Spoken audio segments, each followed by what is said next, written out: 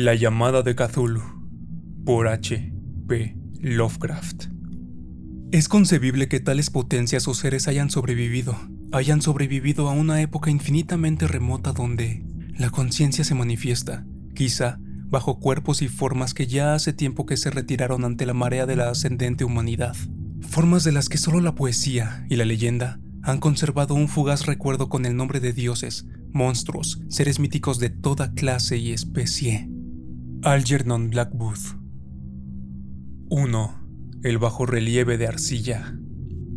No hay en el mundo fortuna mayor, creo, que la incapacidad de la mente humana para relacionar entre sí todo lo que hay en ella. Vivimos en una isla de plácida ignorancia, rodeados por los negros mares de lo infinito, y no es nuestro destino emprender largos viajes. Las ciencias, que siguen sus caminos propios, no han causado mucho daño hasta ahora, pero algún día la unión de esos disociados conocimientos nos abrirá a la realidad y a la endeble posición que en ella ocupamos. Perspectivas tan terribles que enloqueceremos ante la revelación o huiremos de esa funesta luz, refugiándonos en la seguridad y la paz de una nueva edad de las tinieblas. Algunos teósofos han sospechado la majestuosa grandeza del ciclo cósmico del que nuestro mundo y nuestra raza no son más que fugaces incidentes. Han señalado extrañas supervivencias en términos que nos helarían la sangre si no estuviesen disfrazados por un blando optimismo. Pero no son ellos los que me han dado la fugaz visión de esos dones prohibidos, que me estremecen cuando pienso en ellos y me enloquecen cuando sueño con ellos. Esa visión, como toda temible visión de la verdad, surgió de una unión casual de elementos diversos. En este caso, el artículo de un viejo periódico y las notas de un profesor ya fallecido. Espero que ningún otro logre llevar a cabo esta unión. Yo, por cierto, si vivo, no añadiré voluntariamente un solo eslabón a tan espantosa cadena. Creo, por otra parte, que el profesor había decidido, también, no revelar lo que sabía, y que si no hubiese muerto repentinamente, habría destruido sus notas. Tuve por primera vez conocimiento de este asunto en el invierno de 1926-1927, a la muerte de mi tío abuelo George Gamel Angel, profesor honorario de lenguas semíticas en la Universidad de Brown, Providence, Rhode Island. El profesor Angel era una autoridad vastamente conocida en materia de antiguas inscripciones, y a él habían recurrido con frecuencia los conservadores de los más importantes museos. Muchos deben, por lo tanto, recordar su desaparición, acaecida a la edad de 92 años. Las oscuras razones de su muerte aumentaron aún más el interés local. El profesor había muerto mientras volvía del barco Newport y, según afirman los testigos, luego de recibir el empellón de un marinero negro. Este había surgido de uno de los curiosos y sombríos pasajes situados en la falda abrupta de la colina que une los muelles a la casa del muerto, en Williams Street. Los médicos, incapaces de descubrir algún desorden orgánico, concluyeron, luego de un perplejo cambio de opiniones, que la muerte debía atribuirse a una oscura lesión del corazón, determinada por el rápido ascenso de una cuesta excesivamente empinada para un hombre de tantos años. En ese entonces no vi ningún motivo para disentir de ese diagnóstico, pero hoy tengo mis dudas, y algo más que dudas. Como heredero y albacea de mi tío abuelo, viudo y sin hijos, era de esperar que yo examinara sus papeles con cierta atención. Trasladé con ese propósito todos sus archivos y cajas a mi casa de Boston.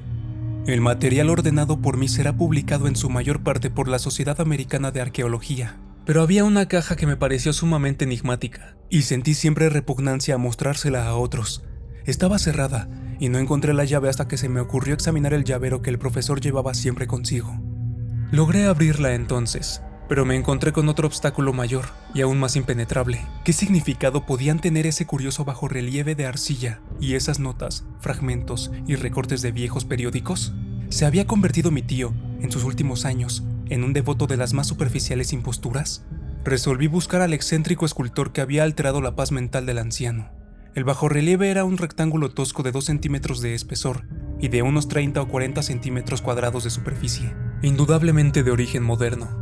Los dibujos, sin embargo, no eran nada modernos, ni por su atmósfera ni por su sugestión, pues aunque las rarezas del cubismo y el futurismo sean numerosas y extravagantes, no suelen reproducir esa críptica regularidad de la escritura prehistórica, y la mayor parte de los dibujos parecía ser ciertamente alguna especie de escritura. A pesar de mi familiaridad con los papeles y colecciones de mi tío, no logré identificarla, ni sospechar siquiera alguna remota relación. Sobre estos supuestos jeroglíficos había una figura de carácter evidentemente representativo, aunque la ejecución impresionista impedía comprender su naturaleza. Parecía una especie de monstruo, o el símbolo de un monstruo, o una forma que solo una fantasía enfermiza hubiese podido concebir. Si digo que en mi imaginación, algo extravagante, se representó a la vez un pulpo, un dragón y la caricatura de un ser humano, no traicionaré el espíritu del dibujo. Sobre un cuerpo escamoso y grotesco, provisto de alas rudimentarias, se alzaba una cabeza pulposa y coronada de tentáculos. Pero era el contorno general lo que la hacía más particularmente horrible. Detrás de la figura se esbozaba una arquitectura ciclópea. Las notas que acompañaban a este curioso objeto, además de unos recortes de periódicos, habían sido escritas por el profesor mismo y no tenían pretensiones literarias. El documento en apariencia más importante estaba encabezado por las palabras «El culto de Cthulhu», escritas cuidadosamente en caracteres de imprenta para evitar todo error en la lectura de un nombre tan desconocido. El manuscrito se dividía en 2 secciones. La primera tenía el siguiente título: 1925, sueño y obra onírica de H. A. Wilcox, Thomas Street 7, Providence, R.L. Y la segunda, informe del inspector John R. Legras, Vionville Street, 121, Nueva Orleans, a la Sociedad Americana de Arqueología, 1928, notas del mismo y del profesor Webb. Las otras notas manuscritas eran todas muy breves, relatos de sueños curiosos de diferentes personas o citas de libros y revistas teosóficos, principalmente la Atlántida y la Lemuria perdida de W. Scott Elliot, y el resto comentarios acerca de la supervivencia de las sociedades y cultos secretos, con referencia a pasajes de tratados mitológicos y antropológicos, como la rama dorada de Fraser y el culto de las brujas en Europa Occidental, de la señorita Murray. Los recortes de periódicos aludían principalmente a casos de enajenación mental y a crisis de demencia colectiva en la primavera de 1925. La primera parte del manuscrito principal relataba una historia muy curiosa. Parece que el 1 de marzo de 1925, un joven delgado, moreno, de aspecto neurótico y presa de una gran excitación, había visitado al profesor Angel con el singular bajorrelieve de arcilla, entonces todavía fresco y húmedo. En su tarjeta se leía el nombre de Henry Anthony Wilcox, y mi tío había reconocido en él al hijo menor de una excelente familia, con la que estaba ligeramente relacionado. Wilcox, que desde hacía un tiempo estudiaba dibujo en la Escuela de Bellas Artes de Rhode Island y que vivía en el Hotel Fleur de Lis muy cerca de esta institución, era un joven precoz de genio indudable, pero muy excéntrico. Desde su infancia había llamado la atención por las historias y sueños extraños que se complacía en relatar. Se denominaba a sí mismo físicamente hipersensitivo, pero la gente seria de la vieja ciudad comercial lo consideraba simplemente raro. No había frecuentado nunca a los de su clase, y poco a poco había ido retirándose de toda actividad social. Actualmente solo era conocido por algunos estetas de otras ciudades. La Asociación Artística de Providence, deseosa de preservar su conservadurismo, lo había desahuciado. En aquella primera visita, decía el manuscrito, el escultor había pedido bruscamente la ayuda de los conocimientos arqueológicos de su huésped para identificar los jeroglíficos. El joven hablaba de un modo pomposo y descuidado que impedía simpatizar con él. Mi tío le respondió con sequedad, pues la evidente edad de la tablilla excluía toda posible relación con las ciencias arqueológicas. La réplica del joven Wilcox, que impresionó bastante a mi tío como para que la reprodujera palabra por palabra, tuvo ese énfasis poético que caracterizaba sin duda su conversación habitual. «Es nueva, es cierto», le dijo, «pues la hice anoche mientras soñaba con extrañas ciudades, y los sueños son más viejos que la cavilosa Tiro, la contemplativa Esfinge o Babilonia, guarnecida de jardines». Y comenzó a narrar una historia desordenada que, de pronto, despertó en mi tío un recuerdo. El anciano se mostró febrilmente interesado. La noche anterior había habido un leve temblor en la tierra, el más violento de los que había sacudido Nueva Inglaterra en esos últimos años, que había afectado terriblemente la imaginación de Wilcox. Ya en cama, y por primera vez en su vida, había visto en sueños unas ciudades ciclópeas de enormes bloques de piedra y gigantescos y siniestros monolitos de un horror latente que exudaban un limo verdoso. Muros y pilares estaban cubiertos de jeroglíficos, y de las profundidades de la tierra, de algún punto indeterminado, venía una voz que no era una voz, sino más bien una sensación confusa que solo la fantasía podía traducir en sonidos, y que trató de expresar por medio de esta unión de letras casi impronunciables. Cthulhu-Ftan. Esta mezcla de letras fue la llave del recuerdo que excitó y perturbó al profesor Angel. Interrogó al escultor con una minuciosidad científica, y estudió con intensidad casi frenética el bajorrelieve que el joven había estado esculpiendo en sueños, vestido solo con su ropa de dormir y temblando de frío. Mi tío achacó a su avanzada edad, dijo Wilcox más tarde, el no reconocer con rapidez los jeroglíficos y el dibujo. Muchas de sus preguntas le parecieron un poco fuera de lugar a su visitante, especialmente aquellas que trataban de relacionar a este último con sociedades y cultos extraños. y Wilcox no pudo entender por qué mi tío le prometió repentinamente guardar silencio si admitía ser miembro de una de las tan numerosas sectas paganas o místicas. Cuando el profesor quedó al fin convencido de que Wilcox ignoraba de veras toda doctrina ocultos secretos, le suplicó que no dejara de informarle acerca de sus sueños. Esta petición dio sus frutos, pues a partir de esa primera entrevista el manuscrito menciona las visitas diarias del joven y la descripción de sorprendentes visiones nocturnas cuyo tema principal era siempre unas construcciones ciclópeas de piedra, húmedas y oscuras, y una voz o inteligencia subterránea que gritaba una y otra vez, en enigmáticos y sensibles impactos, algo indescriptible. Los dos sonidos que se repetían con más frecuencia eran los representados por las palabras Cthulhu y R'lyeh.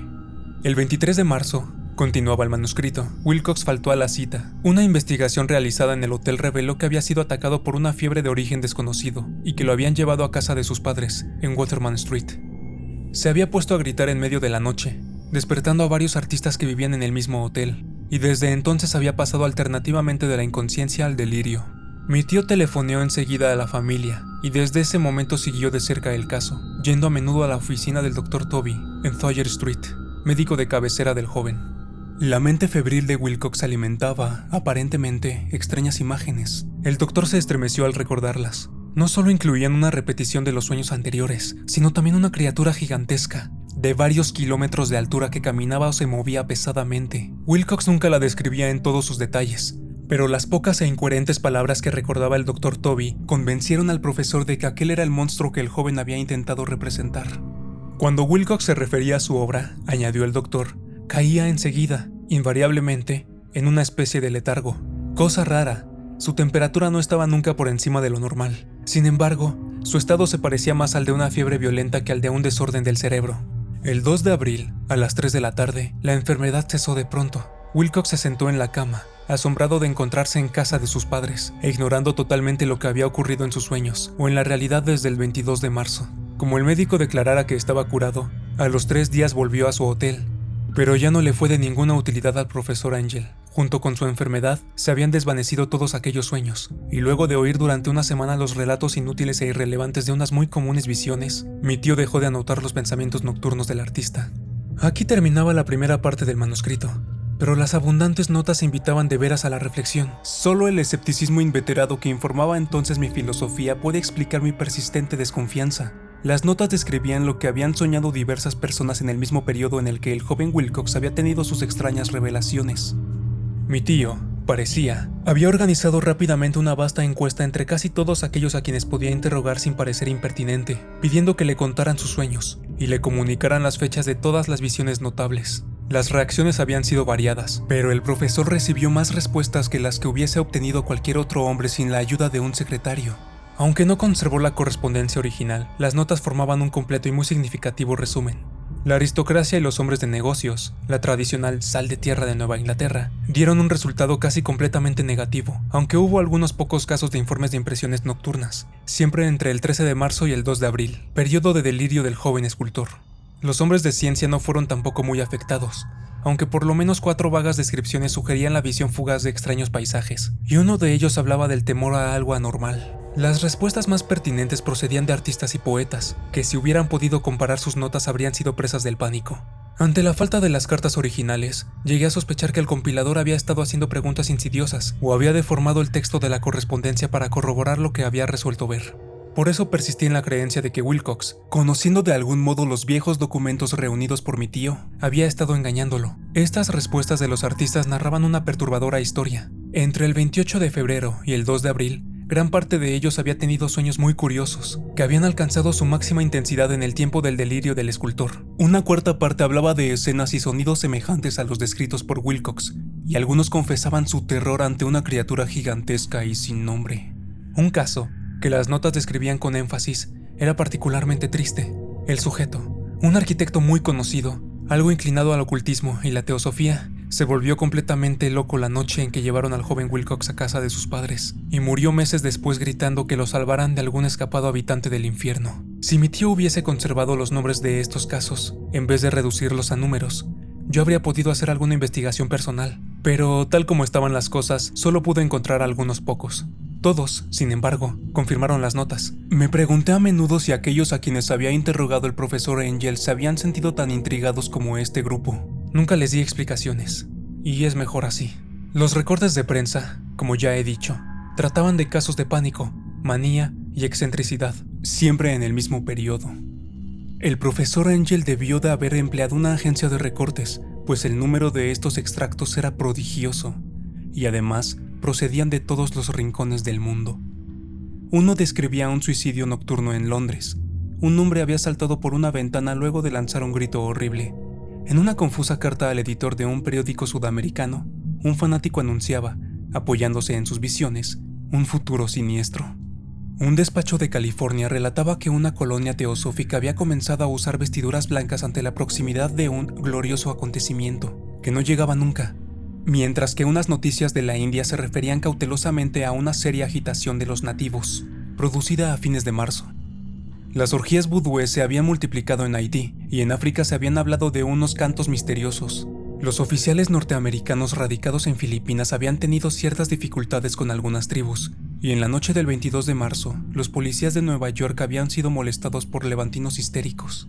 Confusos rumores recorrieron también el oeste de Irlanda, y un pintor llamado Ardois Bonnot expuso en 1926, en el Salón de Primavera de París, un blasfemo paisaje de sueño.